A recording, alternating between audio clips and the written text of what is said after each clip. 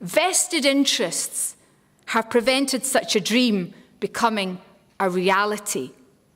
So here, young people, is a new dream which I believe is worth campaigning for on this planet, which is heading for catastrophe on so many fronts unless action is taken. Excellent. And I really have the honor and the pleasure to moderate a session amongst friends, amongst fellow members of the Academy for Cultural Diplomacy, each of whom brings tremendous experience to the podium. First of all, I'd like to invite my good friend and longtime partner and collaborator, Ali Jalali, the former Minister of the Interior of Afghanistan. Professor Jalali, if you could please go to the podium and give us your presentation. A big warm round of applause for Professor Ali Jalali.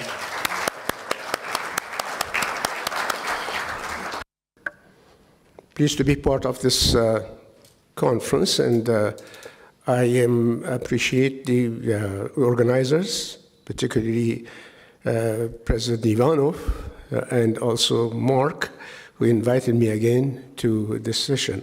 I've been attending cultural diplomacy meetings since 2007. Every year, each time I attend, I think I see it more elaborate, richer than before. So I thank you for this. Well, I wanted to actually address the young leaders that speaking about peace is easier than bringing peace together. We are living in a very complicated, uncertain world, and so many actors who have competing demands. I teach one course on strategic influencing.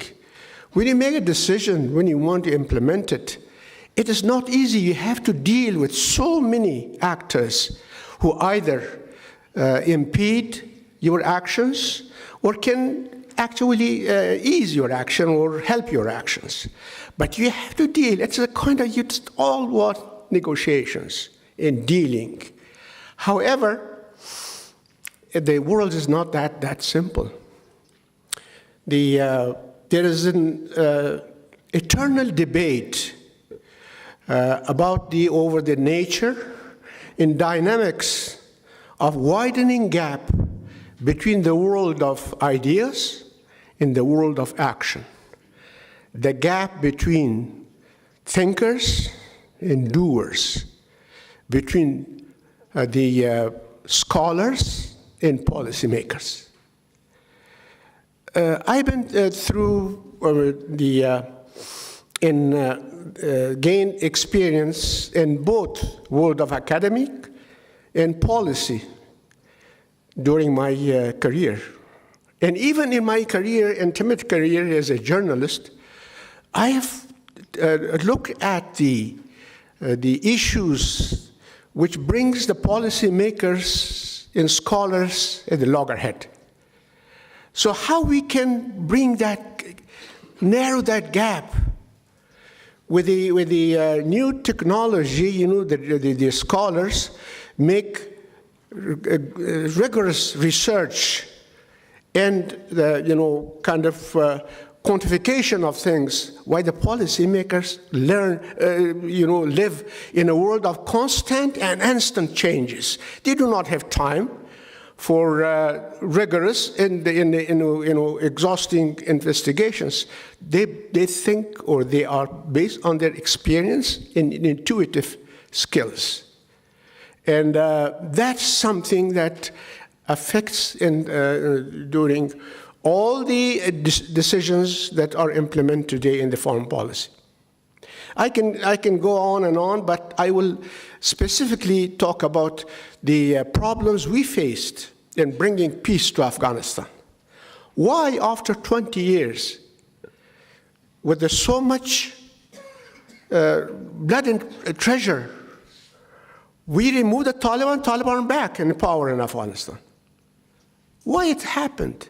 With all the sacrifices that was, we saw in the different areas. I was involved in peace process in 3 different levels. At the beginning and before 9/11, I published an article in Parameters, which is the senior journal of the United States Army, published from Carlisle Barracks, Army War College. In that article, which was published in February 2001, a few months before 9/11, there I argued that if you want to bring peace and stability to Afghanistan, you have to reverse all what you've done in the past. In the past, you forced peace through use of force. You use of force to bring peace. I think you have to find a way to bring kind of a political settlement by international cooperation, then enforce a peace, sustain it by force. But, well, 9/11 took place, and then after that, while I was in the government, the next stage, we missed two opportunities to peace at a very cheap price, low price. First was the Bonn Conference. In a Bonn Conference, only one side of the civil war were allowed to participate. A civil war ends in two ways. Either one side defeat the other one, and then bring peace, like you saw it in Sri Lanka. Or the two sides agree to a kind of a settlement, political settlement. Neither one took place in Afghanistan. The Taliban were removed of power, but not defeated. So what they did, they just left the country to the neighboring country and regrouped themselves and come back. And they were not, at the same time, they were not allowed to participate in the peace negotiations in the Bonn Conference. Although Bonn Conference was not a peace conference, it was an emergency conference to actually fill the gap, the vacuum that was created by the fall of the Taliban. Now, the second time that, at that time, in the Bonn, I would remind you that in that time, 85% of Taliban was willing to join the peace process. But at that time, because of the mentality, by many actors, international actors and Afghan actors were labeled as terrorists. So you do not negotiate with terrorists. 20 years later, you're negotiating with Taliban now, under very different conditions. And that was first the opportunity we missed. The second opportunity was 2003. When Taliban were convinced that they cannot win militarily, they actually came to us. At that time, I was Minister of Interior. Minister of Interior at that time actually also had all the local governments, provincial government after that ministry. It was a strong ministry. So they sent their they sent feelers that we are ready to negotiate with you. They were weak at that time.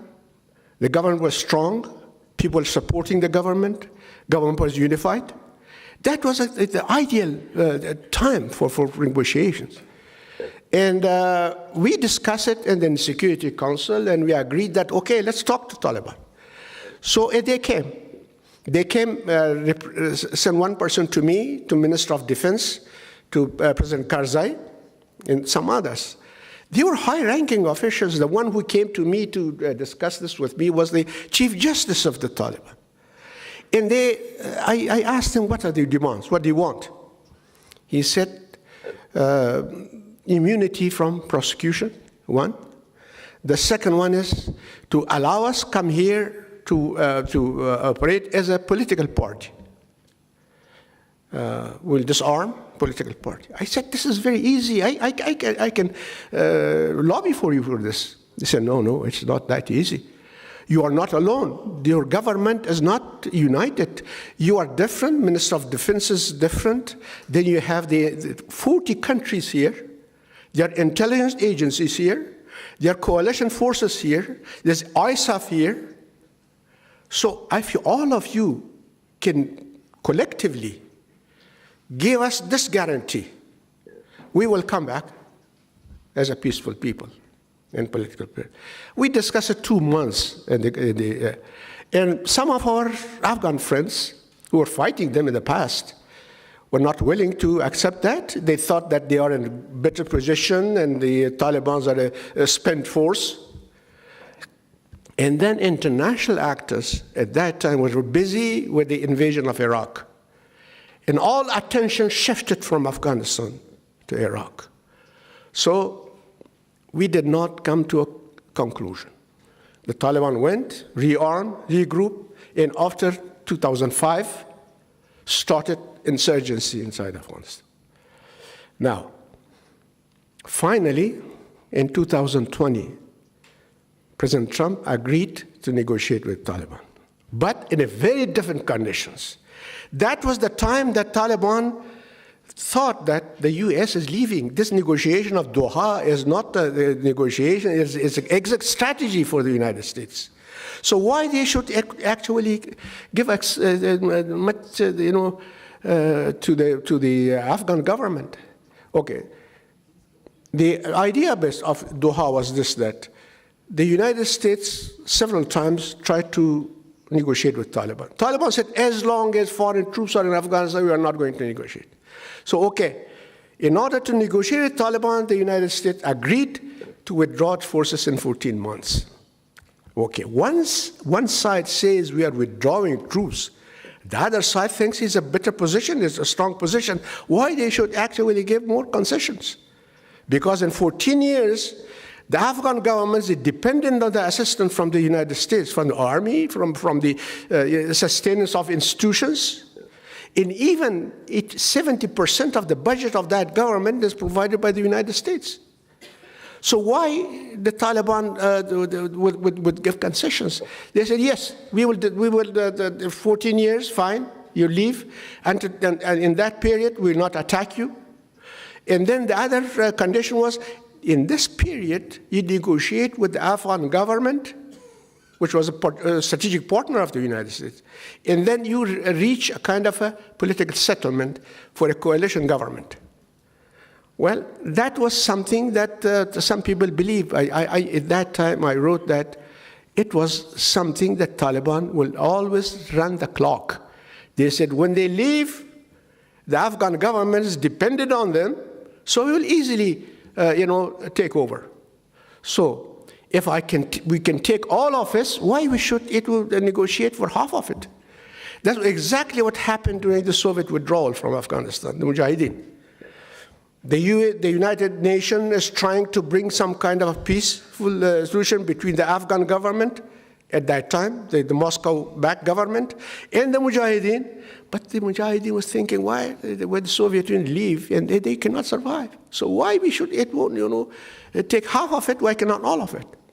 So therefore, that was the problem. The Taliban thought that leaving the U.S., and then it is not going to be, the government of Afghanistan will not sustain. In third phase, and the last one that I'm saying, in 2020, when the Doha negotiations started between the United States, the President Mr. Khalilzad, Ambassador Khalilzad, and the Taliban in Doha, I became part of a congressional bipartisan commission. They call it Afghanistan Study Group. I was a senior advisor to the group. It was composed of bipartisan, both parties, and also Mr. General Dunford, the former Joint Chief, was chair of the committee, and many other, all U.S. ambassadors to Afghanistan, all special envoys of U.S. to Afghanistan were part of this commission. And we were asked two questions. One was, if the Doha negotiation succeeds, what should be the policy of the United States toward Afghanistan? If the Doha negotiation fails, what be the recommended policy for the United States? The commission worked for 1 long year. And we caught everybody, in the United States, in Afghanistan, in Europe, all allies. And finally, the report was released in February 2021. And it is available, Afghanistan Study Group report, on the USIP, the website. Two questions were in that main. It is long, a very long report. But we recommended two things. We said that if the United States forces cannot stay in Afghanistan forever, but in order to pave the way for this, if the United States Army leaves before a settlement between Taliban and Afghan government is achieved, there will be chaos in Afghanistan. Taliban will take over and there will be chaos. If the U.S. wait until when the negotiation between Afghan government and Taliban leads to a kind of political settlement and joint government, then the United States Army can leave in peace. And then that can guarantee some kind of stability in Afghanistan. However, this recommendation was given to the Congress, that it was mandated that Congress, that the Commission, and also to the government. But the government, its own decision, and left Afghanistan. Now, the people who were involved in this, like General McKenzie, like others in the Joint Chiefs of Staff, say that they recommended that to stay in Afghanistan because it was not the problem. 2,500 people will not, soldiers will not cost a lot. However, what was important? About 17,000 contractors were serving and sustaining Afghanistan Air Force and other weaponry. When they left, 90% of the Afghanistan Air Force, actually all of it is stopped. Everything depended on the foreign troops. Well, why it was so dependent? It's another question that we can discuss, for hours. So therefore, that was the other one. So when I said before that it is speaking of peace and arguing for peace is good, as beneficial as one thing, then you are working in an environment that you have so many actors, and then at the same time, policymakers have their own choices, they have their own constraints, their own understanding, their own kind of. The policymakers are accountable, scholars are not. Many scholars in 1992 in the United States, some of them are very prominent scholars, said that if the East Germany joins, Germany is unified, then there will be war in Europe. And they are not accountable. That didn't happen, but they are not accountable. The same thing went. So therefore, what I'm saying here is it's good to peace. I think it's always good to argue and discuss this, but should realize that leading to peace has to take into consideration all other issues. I think in first panel we heard so many things about this. And also, we also heard that it is the wisdom that you should have, how you use your knowledge. You must be right on an argument, but how you can convince others that your argument is good, how you bring it into attention. That is the challenge. I think this challenge will be with you during your lifetime. Thank you very much. I will stop here.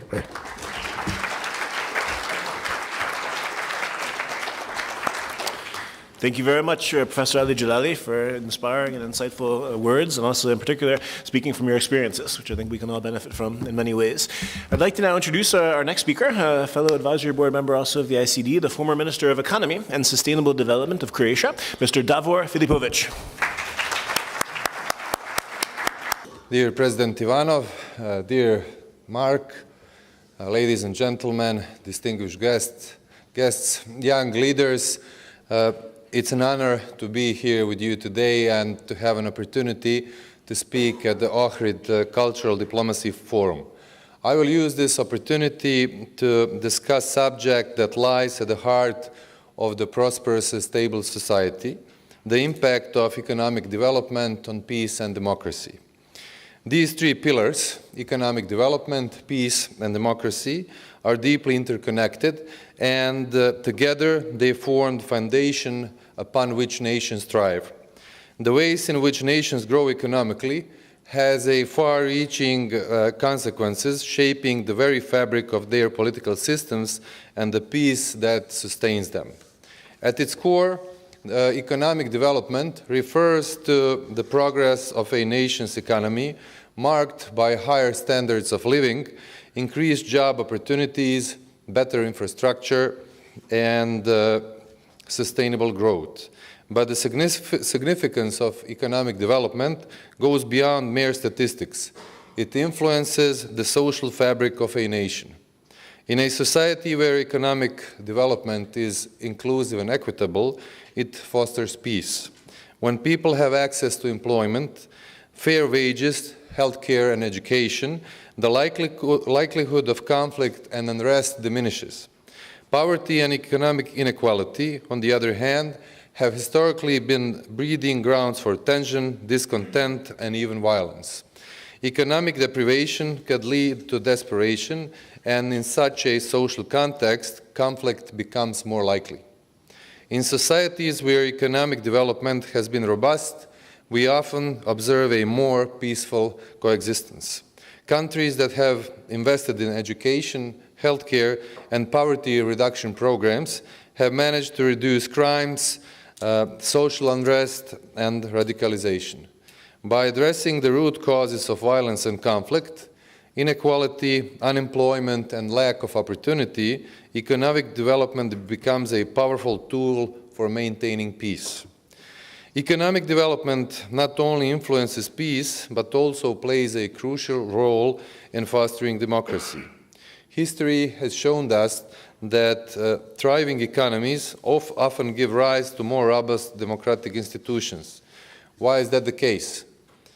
Because when people's basic needs are met, they demand more from their governments. Democracy thrives when people have stake in their nation's future. Economic development creates the conditions for such engagement by cultivating informed and empowered citizenship. When individuals have access to economic resources, they are more likely to participate in democratic processes, demand accountability from their leaders, and engage in civic life. A prosperous economy empowers people to make informed choices, not just about their personal lives, but also about their political leaders. It allows citizens to hold governments accountable and challenge corruption, ensuring that democracy remains vibrant and functional. Conversely, economic hardship can undermine democratic values. In times of severe economic crisis, citizens may lose faith in democratic institutions, leading to the rise of populism and authoritarianism. A stable and growing economy also supports democratic institutions by providing resources necessary for effective governments and improving living standards for its citizens. Governments with strong economies can provide better public services, support rule of law, and uphold individual rights and freedoms. These, in turn, reinforce democracy, as citizens see their government as a legitimate and responsive force working for their well-being. On the other hand, economic decline can erode both peace and democracy. In times of financial crisis and prolonged recessions, governments can become susceptible to corruption and authoritarian tendencies.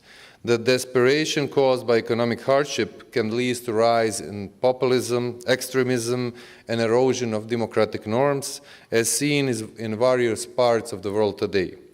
When citizens lose faith in their government's ability to provide for them, they may turn to leaders who promise quick fixes, often at the expense of democratic principles. In these environments, societies become unstable and prone to rising tensions, and the rule of law becomes vulnerable to manipulation. Peace, democracy, and economic development are not an isolated phenomena. They reinforce each other in symbiotic relationship. Sustainable economic development is essential for fostering peace, and as it reduces poverty, addresses inequality, and provides opportunities for people to improve their lives. Likewise, democracy thrives in environments where economic development empowers citizens to demand accountability and transparency from their leaders. However, achieving this balance requires thoughtful policy making. Economic growth must be inclusive, benefiting all segments of society, from urban elite to rural communities. Governments must invest in education, healthcare, and infrastructure, not just for the sake of growth, but to ensure that development is equitable. A democratic society fosters innovation, attracts investments, and ensures that economic benefits are distributed more equitably. This equitable distribution reduces social tensions and encourages peaceful coexistence. In contrast, in societies where political freedom is suppressed, economic growth may benefit only a few, leading to resentment and potential unrest. Moreover, democracy ensures that economic policies reflect the will of the people. When governments are accountable to their citizens, they are more likely to prioritize policies that promote long-term economic stabilities over short-term gains. This encourages sustainable development, which is crucial for lasting peace. Instead of conclusions, I decided to raise a couple of questions regarding economic development. All things I said previously were talking about how economic development has a positive effect on peace and democracy. And I wanted to ask all of you, maybe for further discussion, what is the relationship between economic development and demographic challenges that whole Europe is facing? If we're talking about economic development as we see it as a nation's growth of economy, as a growth in living standard, then we would expect to have more babies born. Or we have the situation the other way around. Europe is getting much older and less babies are being born in Europe. So maybe economic development does not have such a good influence on demographic challenges, or maybe I'm wrong. What about economic development and migration challenges? As countries are becoming more developed, if they have higher economic growth, they have better living standard, they attract people from other countries to go to work to those countries. How does that affect economic development of countries from which people are migrating? What about pressure on infrastructure when you look at those countries or cities when people move from rural areas to urban areas? Whether the uncontrolled influx of migrants can cause a situation when you have a radicalization in certain part of your society, or whether you can get a situation where you have ghettoization. All those things can be discussed in the context of economic development and migration issues. What about the lack of the workforce that whole Europe is basically facing currently? I wanted to ask especially young leaders in the context of economic development, can they afford today affordable housing, which means to buy an apartment or to have a house or to pay a decent rent? Because if you would look at the economic development as a situation when you have fair wages for your work, you would be in the situation to buy a house or apartment with that wage. I don't see that happening, and how to solve that situation. What about economic development and climate change challenges? Higher the economic development is, we are facing more climate change challenges. We are having now in Croatia a couple of days ago, and we had big floods. Unfortunately, there were big floods with 23 people died in Bosnia and Herzegovina. So today you don't have to be an expert in climate change to see that we have extreme weather conditions which are doing a lot of harm to all people all around the globe. What about economic development and economic inequalities? We saw that the latest Nobel Prize winners from physics were practically, they are godfathers of artificial intelligence. Whether the artificial intelligence as a main driver of future growth increases economic inequalities among nations, whether that will be a problem for sustaining peace and democracy all around the world? What about things when you look at the problems or challenges of social mobility in the context of economic development? Whether economic development allows people like young leaders here to enhance and if they work hard to go up in the social ladder wherever they work, whether that comes with economic development or not. So these are a couple of things, a couple of issues that I wanted to raise here as questions and to try to have a good discussion afterwards. So thank you very much, and I'm open for all of your questions. Thank you very much, Davor, for raising very, very important issues and also challenging the young leaders with the point, as you were saying, economic development on the one hand, economic inequalities. So I think one of the main goals we always see for culture diplomacy, the main difference we see at the Institute between human beings in the world is actually not race or ethnicity or nationality or any of the classical labels, but it's actually access. Some individuals in the world have access to what they want, what they need, whether that's economic opportunities, democratic opportunities, education, beyond. So I think really it does come down to that issue of access, and that normally should be the job of national, regional, and global governance. So thank you so much for raising those points. I'm also very happy to introduce another good friend and also a longtime member of the board of the ICD, not only the former CEO of the Stock Exchange of Cyprus, but actually the founder of the Stock Exchange of Cyprus, good friend, Mr. Nondas Metaxas. Please join us for a very warm welcome, Mr. Nondas Metaxas. Mr. President, Excellencies, first of all, allow me to thank the chair and the participants of the first panel. That made me leave my speech, the few pages I prepared in my handbag there, and I wrote some new thoughts, which I would like to share with you. The first thought is that the first thing I wanted to say is that it's my second time in Ohrid. And my first time was here as a speaker on a conference on corporate governance. And corporate governance has to do with transparency. And the best way, one of the best tools, one of the best instruments to fight corruption is indeed corporate governance. And in those days, being a member of the Council of the Federation of European Stock Exchanges, I insisted that this conference takes place in the Balkans. And we chose Ohrid. And leaders of the financial community met here. And we discussed extensively the issue of corporate governance. The second thing that I wanted to share at this point is that I'm not a politician by choice.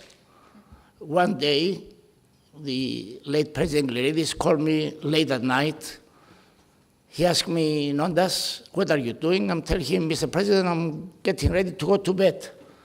He said, if you are not with your pajamas, come to my office. I went to his office. He told me, you are getting this ministry.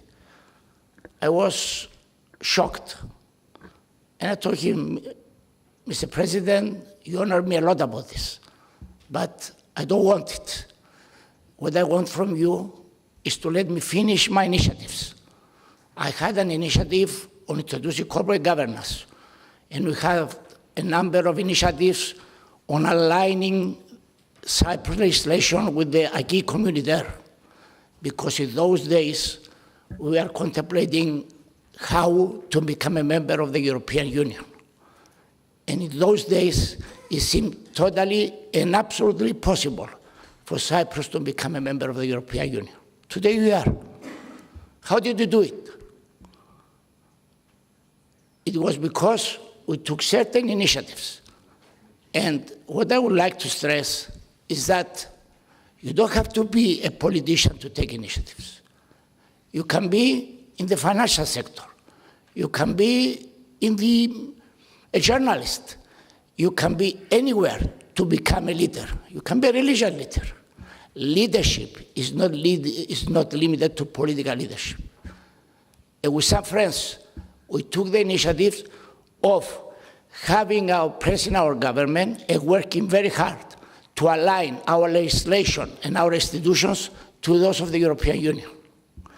So when the right moment came, and it came, we were ready. We were there, and there was no reason to say no. Our institutions, our financial system was in total alignment with the acquis communautaire. And most of the chapters, when we opened them, they were very easy to close because most of the work has already been done. Not only this, before being in the European Union, we took initiatives. The issue of the corporate governance was seated here in Ohrid. And we took it from there, and now it's essential for companies to list in major capital markets to have a corporate governance code. And they are forced to be transparent, to know who is in the board, to know who is taking the decisions, to know the benefits of the decisions to those who are taking the decisions. And what impressed me, I studied back in the 80s the Irish example. Ireland is a small country in the most eastern side of Europe. And yet I was showing, when I was reading and studying what was going on in various countries, a very influential rate of growth. So I went there. And what did I see? The Irish have created institutions for encouraging leadership, for encouraging growth, for encouraging financing of the companies, because it's one thing encouraging leaders, and it's another thing giving them the instruments of successfully performing their role. And the Irish has shown something very, very noteworthy. And most of the institutions, when I came back to my country, we copied them. We established an industrial training authority. We established an IDA, they call Industrial Development Authority. We established a development bank. So it's not enough to say good words about or wishful thinking. We need leaders. We have to create the institutions which make the leaders, which assist the leaders in performing their task. In all areas, in politics, in finance, and there is always a place for these initiatives.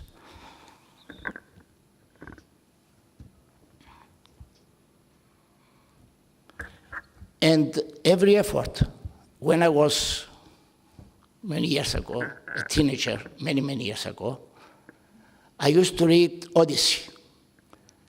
And the first time, I was obliged to read it in classical Greek. I did not understand anything. The second time, my English got better, so I read it in English.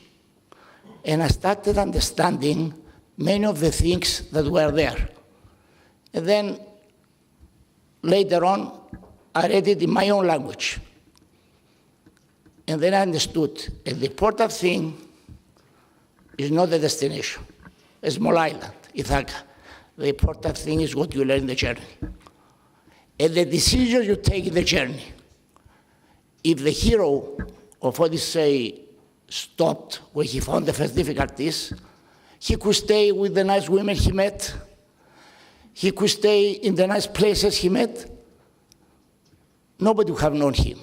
But he fought to go back to his little island, to his small island, just on time. And I'm saying this that just as concluding remark, the important thing is to start the journey, to develop the leaders. And we have to help the leaders, and we have to encourage them, because in their trip, there will be disappointments. But the society, our duty is to give them the strength to perform their duty. And as citizens, and as people who want peace. We have to help anybody who believes in our same ideas, in culture and diplomacy. And I strongly believe that countries like yours, it is time for all us to press together for their European membership. Europe is a melting pot. And European institutions force everybody to change for the better. But not only this, they give us the chance to work together for the change. Thank you very much.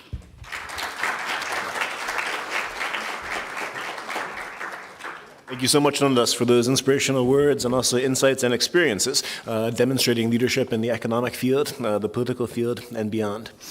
Ladies and gentlemen, the next lady I'd like to introduce represents in many ways someone with tremendous experience in the field of culture, in the field of film, in the field of parliaments, politics, and in many ways, I think, the future as we look forward in Scotland and also in the UK. She's currently the chair of the ALBA Party of Scotland, Ms. Tasmina Ahmed Sheikh. Also proud to have you on the advisory board of the ICD. So please let's give a round warm of applause for the Honourable Tasmina Ahmed Sheikh. Thank you very much indeed. President Georgi Ivanov, State Secretary, Your Excellencies, distinguished guests, and above all, our young leaders, good afternoon. I'd like to thank you, Mark, for the invitation to speak here today as one of the many and brilliant events of the Institute for Cultural and Diplomacy, of course, co-hosted by President Georgi Ivanov, who I'd like to thank for his warm hospitality here in this wonderful place, and of course Ivan for his excellent organisation. Now, Ohrid is indeed a beautiful place and presents a tranquil opportunity to think long, hard and deep about many things. For this reason, I think world leaders need to spend a lot of time in this place. President Ivanov's knowledge of the history of the city, as alluded to by former First Minister Alex Salmond, his country and indeed of this world, is encyclopedic. I've learnt very much from him on our tour of this city. Can I also say how much I enjoyed the performance of the young people of the pearl necklace performance, which I think it was entitled, How Apt? Because yesterday we bought pearls. The First Minister bought pearls for his wife, Ali Jalali bought pearls for his wife, Davor bought pearls for his wife. Well, that's what they told me when they were buying them. Advice for the male speakers here, do not go home empty-handed. And for the female speakers, well, you are here because you're leaders. So go and buy yourself some pearls for yourself, just like I did. Now, like the wonderful, irrepressible Cataline in the first panel session, I'm going to talk about women. Because to all young women, students and leaders here today, if we are not at the table, we are on the menu. The importance of women in politics, in power and in peacekeeping cannot be underestimated. Women possess a strong sense of identity which can bring changes over time. We play an important role in the management, conservation as well as utilisation of our natural resources, and this is true of women across our planet. Sustainable development cannot be achieved without a substantial woman's role in it. Now, sustainable development is, of course, the development which meets the daily requirements without compromising the ability of future generations to meet their own needs. And there are many and varied bodies of work on this. But fundamentally, the recognition of women is a facilitation of recognising the rights of mankind. As our national poet, Robert Burns, would say, for all that and all that, it's coming yet for all that. And part of the key to realising that is to recognise the value, the worth and the rights of women. Yet for many women it feels, although much progress has been made, of late there have been steps back, steps which we could not have anticipated. These are mainly in relation to the rights women have or should have to make decisions about their own bodies, an issue which is one of the key battlegrounds of the US presidential campaigns. And the very definition of women, although a simple biological one has become an issue of some debate in some countries.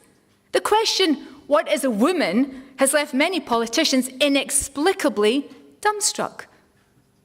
Scotland is a wonderful country, a country which, in my view, should be independent from the rest of the United Kingdom and which should have her place restored as an ancient European nation as soon as democratically possible. And this leads me, Mark, to an advertisement. And that is, in January of next year, there will be an event in Scotland, the Scotland Cultural Diplomacy Forum, and it will be entitled Auld Lang Syne, Promoting International Friendship and Understanding in Edinburgh, next January the 22nd to the 24th, where you will experience, if you join us, culture, Burns the poet, poetry, whiskey, ceilidh dancing and music. What more could you ask for? Now, as a Scot and as an Asian Scot, given my heritage, I'm expected to be innovative. We are, in Scotland, the land of innovators, inventors, and ideas. So I thought, rather than just talking at you, I might present an idea to this forum, especially as we are in the presence over the next couple of days of the Under-Secretary-General. One that I hope might resonate with our young leaders here today, for whom I have no doubt the United Nations and its ability to be effective is exceptionally important in such challenging times to you all. Now, the current value of global online transactions market is $15,000 billion. $15 trillion in online transactions. Think about a 1% tax on that globally. That would yield $150 billion. That means 1 pence for every pound sterling on every transaction, 1 cent for every dollar, 1 cent for every euro, and 1 Jalali for every dinar. Peanuts, a minute amount. Now, the current budget of the United Nations is $4 billion. The result of this idea is the proceeds of such a tax would properly finance the United Nations. And the UN would be able to answer perhaps the most potent charge against it, its ineffectiveness. The UN would become a powerful force for peace, perhaps the most powerful, for development, for global action, and, if necessary, military intervention. For example, it would dwarf even the inflated military budgets of the State of Israel and, indeed, Russia. Of course, with such financial power would inevitably and, of course, come responsibility. And the UN would require fundamental reform. The General Assembly would be enabled to sanction action and intervention on a qualified majority, perhaps of 75 or even 90%. Membership of the United Nations would be dependent on this levy of 1% on all online transactions. But think, especially our young leaders, of the advantages. No more would the UN be begging for pitiful levels of financial support. No more would the UN General Secretary-General or the institutions of the UN, such as International Court of Justice, be subject to the insults of recalcitrant states. No more would UN resolutions be defied with impunity, whether they be on action to prevent starvation, climate change, or indeed to face down military aggression. The consumers and tech giants of the rich countries would finance the economic and political justice for the poor countries of this world. Faith would be restored in global governance, and the moral authority of the United Nations would be backed by financial and political and, if necessary, military power. If the UN Secretary-General was yielding a budget of $150 billion from that online transaction tax, of which he had power and authority to do what he wished, then Israel, or indeed Russia, would not be insulting the UN with impunity. Now, many years ago, the great Harvard economist James Tobin proposed a financial tax of 1% to stabilise currency speculation. Later, economists argued that the Tobin tax should be devoted to third world development. Vested interests have prevented such a dream becoming a reality. So here, young people, is a new dream which I believe is worth campaigning for on this planet, which is heading for catastrophe on so many fronts unless action is taken.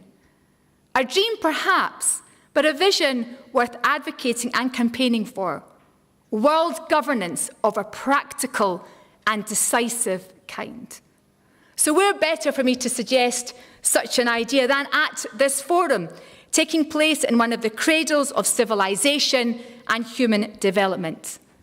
So steal a moment of contemplation today, as advocated by President Ivanov in front of Lake Ohrid, and give this idea at least a moment of your consideration.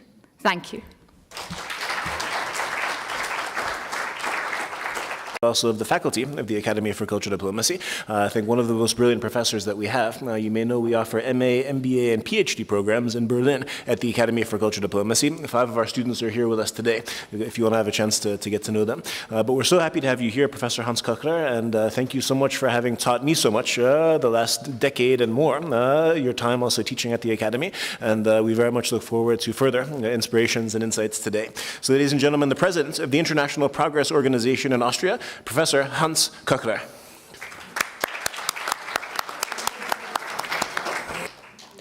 Thank you for the kind introduction.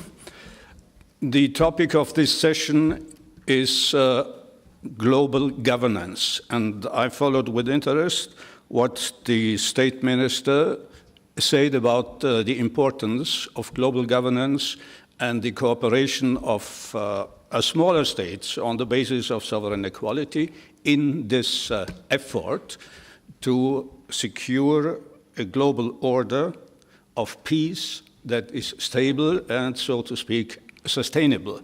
And let me just add or share a few reflections on the basis of our organization's cooperation with the United Nations now in the last 50 years. Unfortunately, this analysis will not be very edifying, but it has always been my view that one has to make an assessment of the facts sine ira et studio, and only if one does such, if one is aware and acknowledges the state of affairs and goes beyond the area of wishful thinking, can one admit with productive proposals for reform. As far as security is concerned, I would speak about international security in that framework of global governance. And let's just make one distinction between the terms of governance and government. Global governance does not mean global government. If we would have global government, there would be a world state which would absorb the sovereignties of all the existing member states into this huge structure. And I think this is, for the time being at least, in spite of Ernst Jünger's ideas, it is not something that is realistic or realizable. And what the United Nations provides is a kind of institutional framework for a global governance on the basis of a set of rules that should enable the organization to act efficiently and consistently. Unfortunately, in that regard, the United Nations has been the United Nations structure has been deficient since the very beginning for one simple reason. The system of security within the framework of international security, within the framework of the United Nations, is what is known in the meantime as a system of collective security, for which the main responsibility lies with the Security Council of the United Nations under Chapter Roman 7 of the Charter. So far, so good. The Security Council has, according to the Charter, the authority to take coercive measures in cases when member states violate the prohibition of the international use of force or when they threaten international peace and security. The problem is that there are provisions in the decision-making rules of that body, of the Security Council, that make the Council, and through it the entire organization, ineffective in the situations when it really counts. Just look at the ongoing war in Europe, Ukraine, Russia, or look at the ongoing war and violence in the Middle East or West Asia, however you would like to call it. The United Nations is a passive bystander, effectively, because the Security Council cannot adopt any resolution on the basis of Chapter 7, a resolution that would be binding and would have coercive and legal power, unless the 5 permanent members of the Council agree. And that is not the case concerning the Middle East. That has also not been the case concerning the war in Ukraine. Whenever a permanent member or an ally of a permanent member is involved in a dispute, the Security Council is paralyzed. And we have to be aware of one basic fact, and that is most of the time overlooked because it's somehow hidden in the Charter of the United Nations. Of course, there is the so to speak, universal principle of law, nemo iudex in causa sua.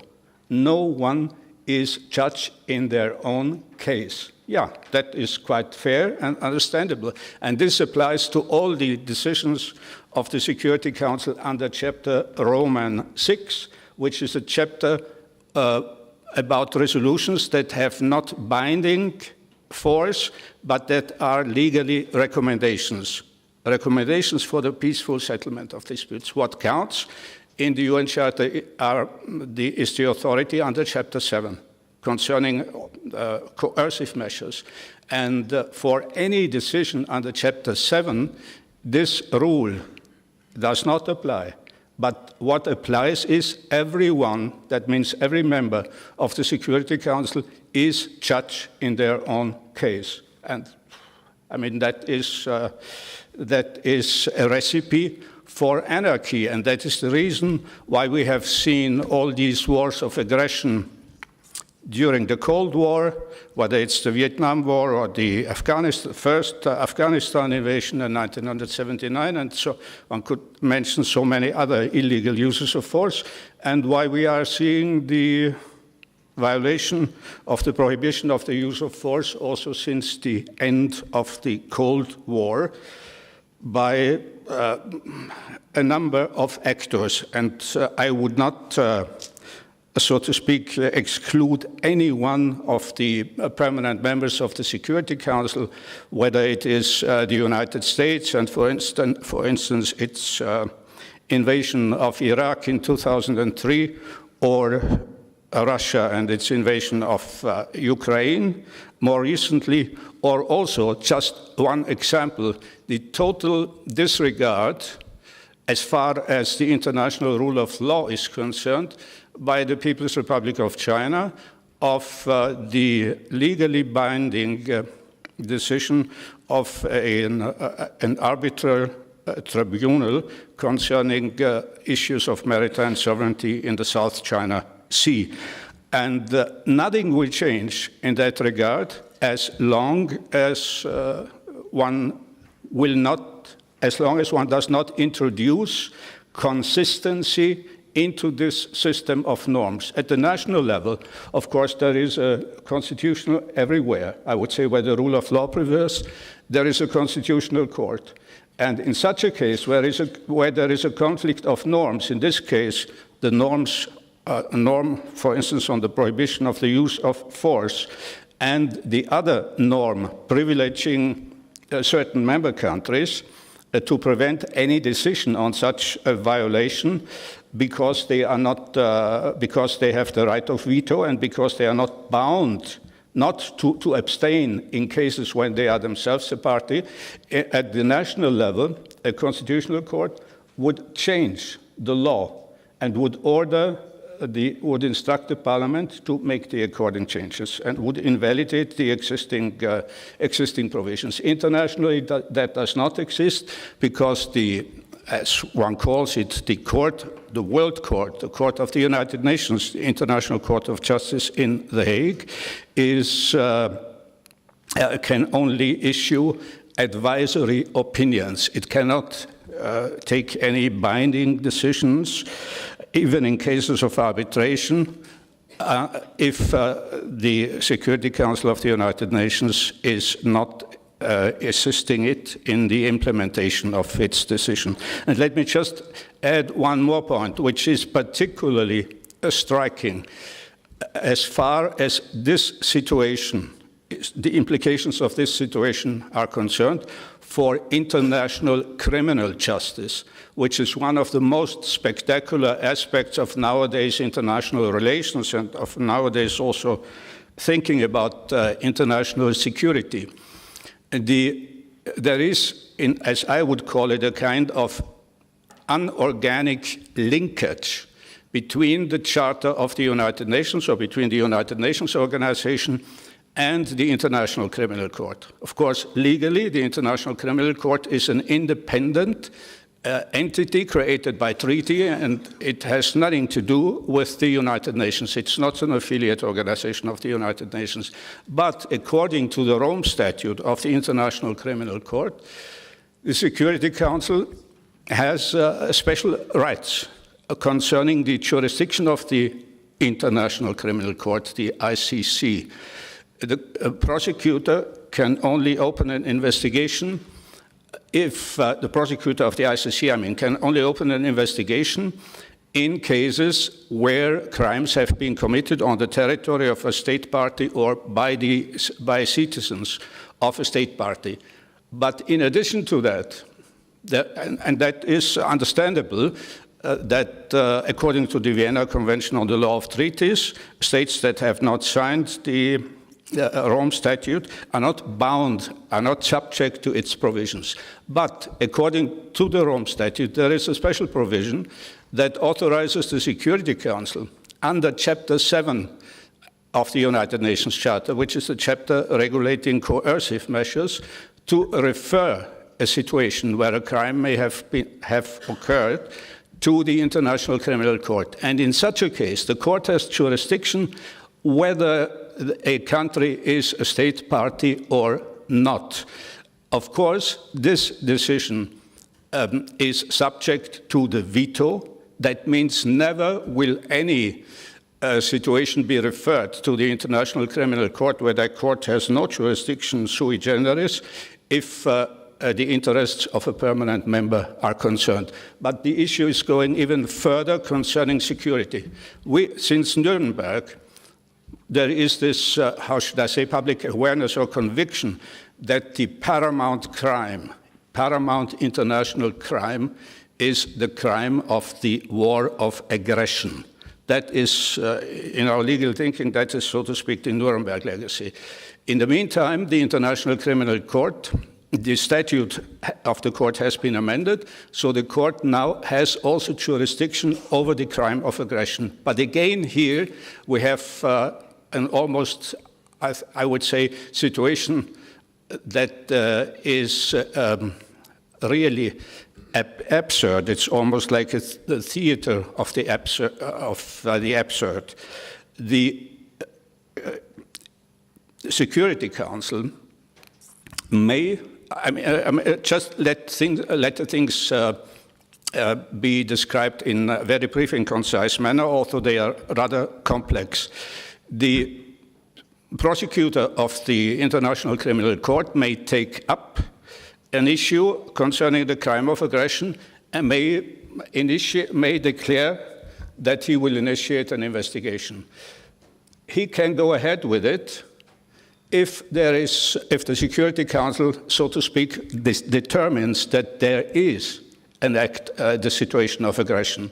However, if within 6 months no decision is forthcoming from the Security Council, he may go ahead on his own, motu proprio, so to speak. Again, that sounds quite good and reasonable, but the reality is that of the the reality is, again here, if the Security Council refers on its own a situation of aggression to the prosecutor of the International Criminal Court, the court has jurisdiction, and the court may go ahead. And again here, never will a case of aggression be referred to the International Criminal Court if one of the permanent members does not agree, or in particular if one of the permanent members is involved itself in that case of aggression. And the irony is that of the 5 permanent members of the Security Council, there are 2 that are also state parties of the Rome Statute. And there is a kind of loophole, but which they have not overlooked. Of course, they will never be subject to prosecution under a referral by the Security Council because they can veto such a decision, but they would be subject, their leaders or officers of those 2 member states who are state parties of the Rome Statute would be subject to prosecution in case that the prosecutor identifies a case of aggression and the Security Council does not come up with an approving decision within the period of 6 months. Anyhow, the prosecutor could go ahead. But he can only go ahead concerning aggression on the basis of the provisions for the amendment concerning aggression, because that has been inserted just a few years ago, this amendment, how the court exercises its authority. And only state parties of the court that have ratified also the amendment on aggression are subject to the jurisdiction. So for me, that's quite interesting and quite telling. The 2 European Union permanent members, the United Kingdom and France, in this particular case, preferred not to ratify the amendment on aggression. And that goes against all the lip service in Europe about the rule of law and international justice and so on, and how important it would be that all the member states of the United Nations join the International Criminal Court and so on.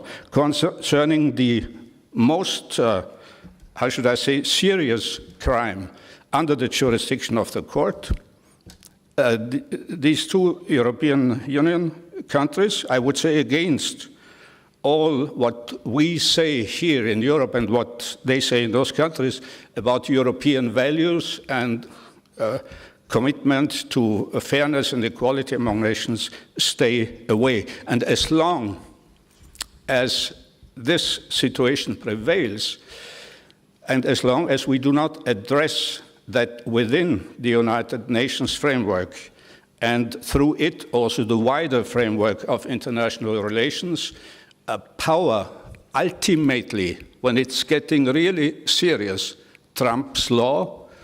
Unless we address that issue and challenge the member states to do something about it, namely to amend the rules, nothing can be achieved, and all the calls for a rules-based order, which we hear now since some years, are in a certain sense disingenuous if one is not really addressing, so to speak, the elephant in the room. So that's the point I wanted to make. Thank you.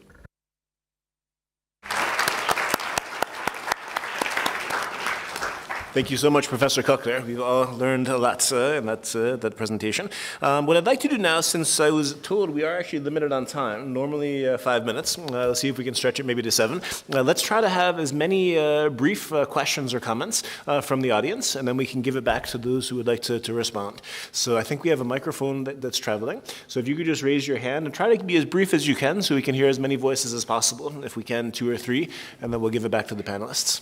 And if you could also introduce yourself, tell us where you're from. Thank you. I have a question for Professor Köchler, and I would like first to address to him in German, and then I will translate in English. I'll be short. Herr Köchler, ich bin Anwältin und ich habe mich auf Völkerrecht und internationale Bezeichnungen spezialisiert. Als ich meine Masterarbeit schreibe, beschäftige ich mich mit der Frage, ob das Verbrechen des Terrorismus in die Liste der Völkerstrafen aufgenommen werden soll. Was ist Ihre Meinung dazu? So let me translate in English now. I'm a lawyer that has specialized in international law and international relations. And while I was writing my master thesis, I've tackled the question into adding the crime of terrorism to the list of the international crimes. And I want to hear the opinion of the Professor Köchler on that question. Thank you. Thank you very much. If we could hold that thought, let's try to take 2 or 3 more if we can. I think on this side I saw a few hands. Thank you very much for the presentations. Mine is a comment which could perhaps ignite your reaction, depending on how you view it. The fact is today, global governance is not working. The trust is broken between the governors and the governed. And this is why we are seeing a lot of alternative institutions coming up to match up those that we consider to be conventional bodies like the climate change, UN climate change action. I want to give a very good example. I come from Africa, where we feel the most devastating effects of climate change, and we contribute only 4% to the greenhouse emissions. But if we don't consider climate change as one of the biggest threats with regard to peace in the coming years, then we're making a very big mistake.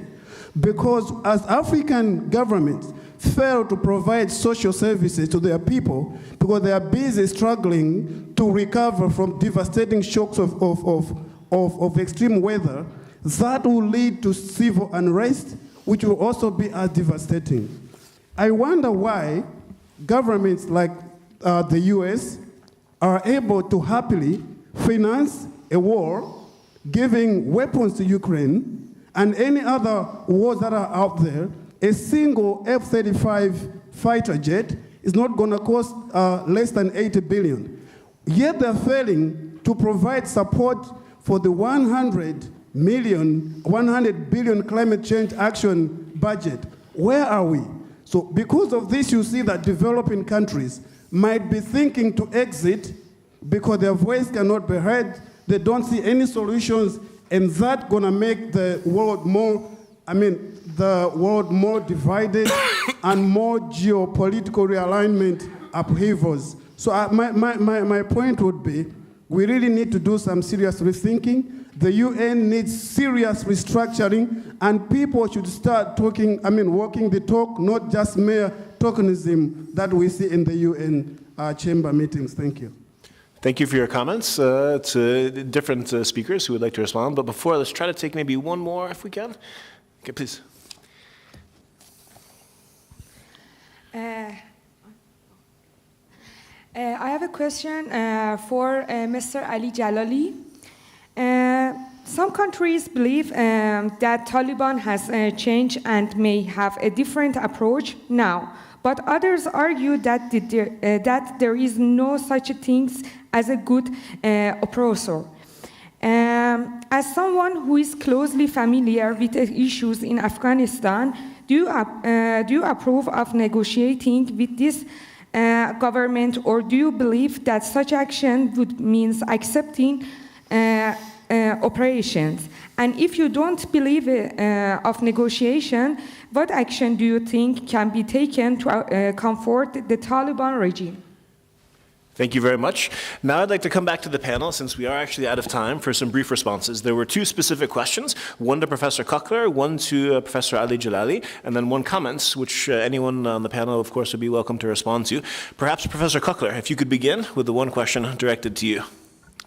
Just to be clear, what the lady from this side asked me, did you mean including terrorism into the list of crimes of the International Criminal Court? I could not hear it clearly. Yes. If you just, the microphone should not be too close to you, otherwise I cannot properly understand it. What did you mean about terrorism? I'll try to be short. While writing my master thesis, I was writing about the international crimes listed in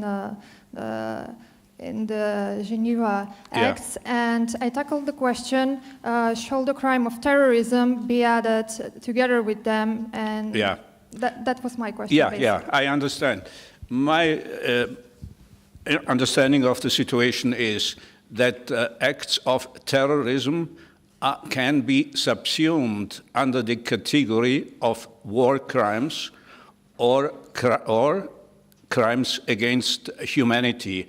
And for that reason, there is no need to introduce or to add one additional category of crimes. And I have tried to explain that in more detail at a speech at the Supreme Court of the Philippines, which might be of interest to you, where I give the more detailed reasons of my thinking. So war crimes and crimes against humanity, that is the category of crimes which would cover acts of terrorism in times of war and in times of peace, so to speak. Thank you very much, Professor Köchler. Professor Jalali? Thank you very much. This is a very good question.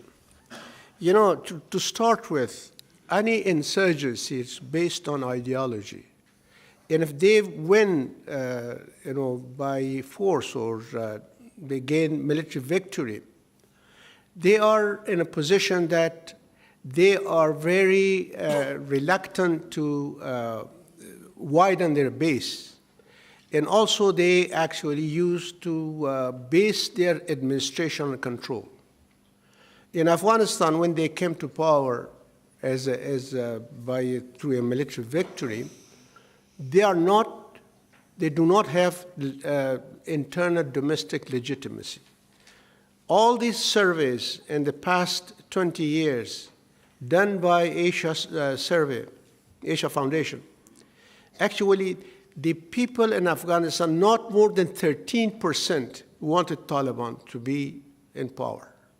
So they do not have support domestically. Internationally, they are not recognized as a legitimate government of Afghanistan.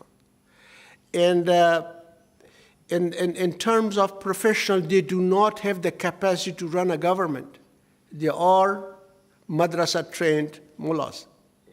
So how they survive, they base their survival on control everything, control all aspects of life of the people. Now, when they were in negotiations, they promised that they will not act as they did in 1990s. They are improved. They are going to give more, freedom to people inside Afghanistan. But when they came to power, and they saw that, I think it is very difficult for them to accept other the parties into the government. They monopolize powers. The survival thing is on monopoly of power. So therefore, it is very hard for them to negotiate them or change them. Now, why they cannot change? What is the leverage for them to change? One leverage is recognition. It didn't work. I will tell you why it didn't work. Second was sanctions, economic sanctions, other sanctions. It didn't work. You know why? I will tell you why it worked. First, the leverage of recognition. They think the cost of accepting the demands of the international community is more than they can gain of it. They may lose power because the international community wants them to broaden their base and create an inclusive government, and then let all the women to go to work, go to school. At the same time, actually severe ties with terrorist organizations. If they do that, they lose power immediately. Because, first of all, the moment that they broaden their base, they include others who know how to govern the country. They will lose power, they weaken themselves. Second, the women, and they're all educated people. Afghans are very educated in the past 20 years. They are afraid of them. And the third, when they say that severe ties with, there are 20 international jihadist groups in Afghanistan now. Al-Qaeda, the East Turkestan Islamic movement, the Uzbekistan Islamic movement, Ansarullah of Tajikistan, and others, Al-Qaeda and ISIS. For years and years, they were fighting with them. They helped them they brought them to power. The relationship is not a one relation. At different levels, they have relationship. They have also the friendship and also intermarriages. If they cut these surveys, they cannot do that. If they cut that, they will lose power. So therefore, they think that if they accept the demands of the international community to gain legitimacy, they will lose power. That leverage is not working. The sanction leverage. Sanction works when everybody actually buys into sanctions. But around Afghanistan, there are countries, in all Russia and China. They are established relations with the Taliban. They have economic relations with them. 14 countries accepted the diplomats. So as long as they have relations with them, they have the trade relations with them, economic relations with them, they don't need, they think that the cost of gaining international relationship in exchange of what the demands are is not in their best interest. So therefore, they are not going to change.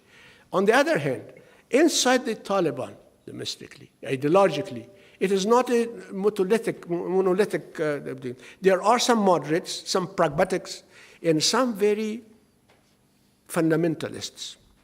The fundamentalists have a lot of power there because the supreme leader of Taliban now, Hibatullah, he is different from the other leaders of Taliban in the past.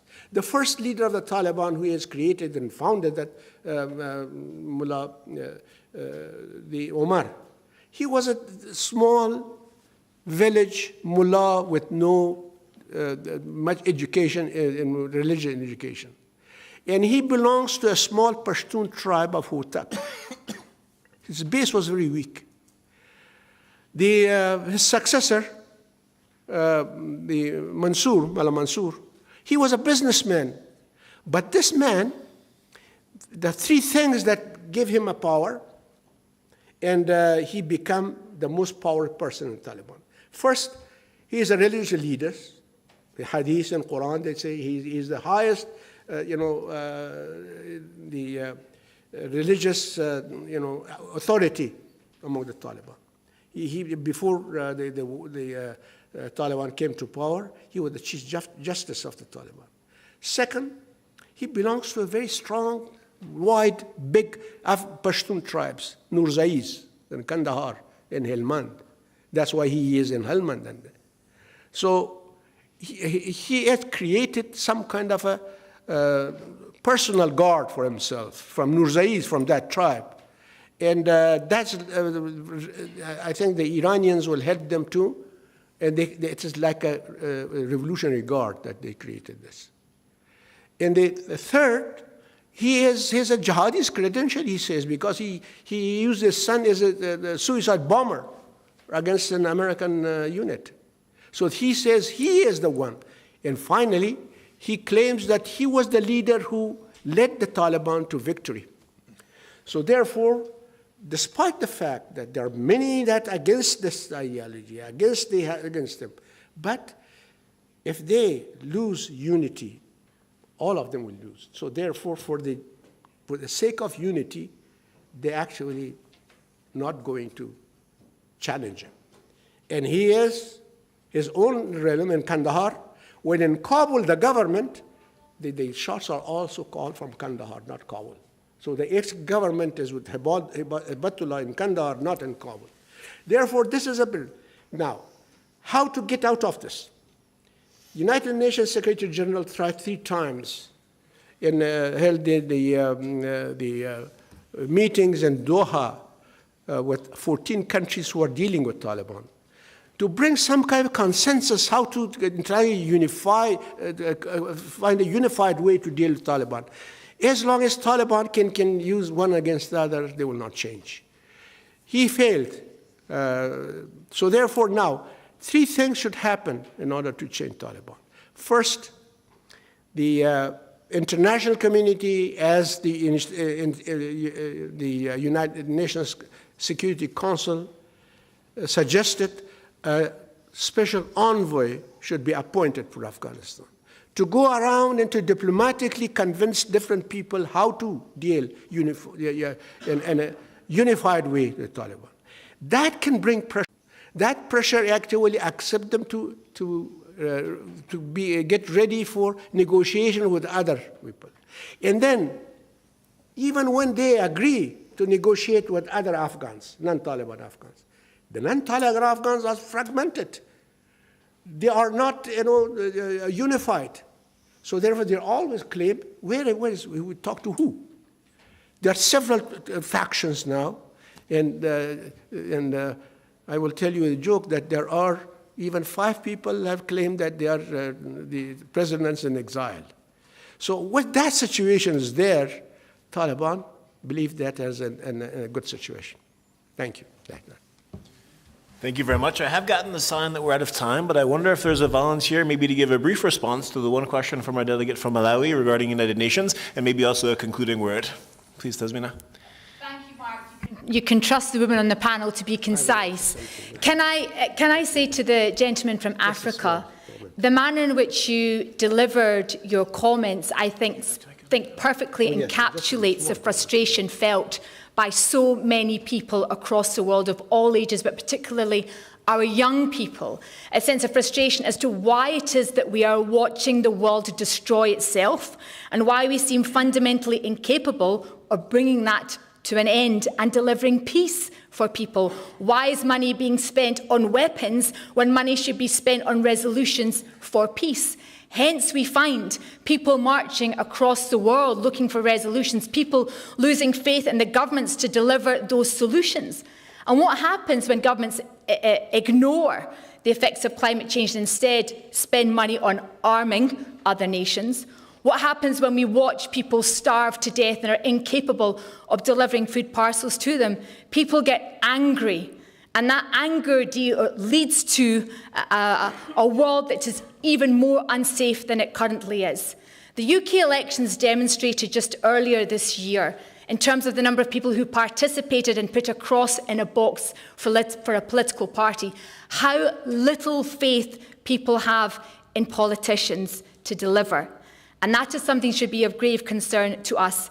I want to know, and we should all ask, who is waving the flag for peace in all that is happening in this world? Who is speaking about delivering peace? Who is speaking about rebuilding the countries who we are seeing destroyed before our eyes when we told our children this would never happen again? And to answer some excellent questions posed by Davor about decrease in world population, which mother wants to bring into this world children who will face the consequences of today's actions? Perhaps that's a question that should be posed about why we're seeing a decline in the number of children being born, along with, of course, the injustices women suffer in the workplace by losing out on opportunities once they have children. Thank you.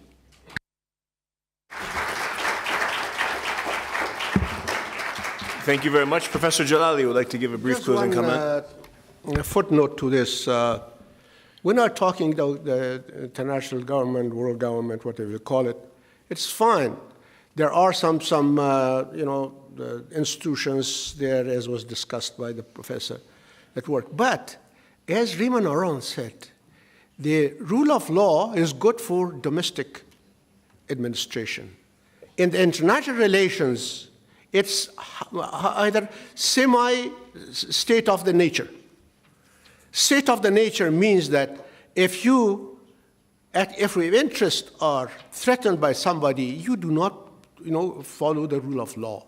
To the interest, glory, ideology. So the international arena is almost like a semi-state of the nation, a state of the nature that Hobbes talked about it. Thank you. Thank you very much. And on that note, I'd like to ask everyone to please join in expressing our sincere gratitude to all of the panelists for the presentations and the discussion.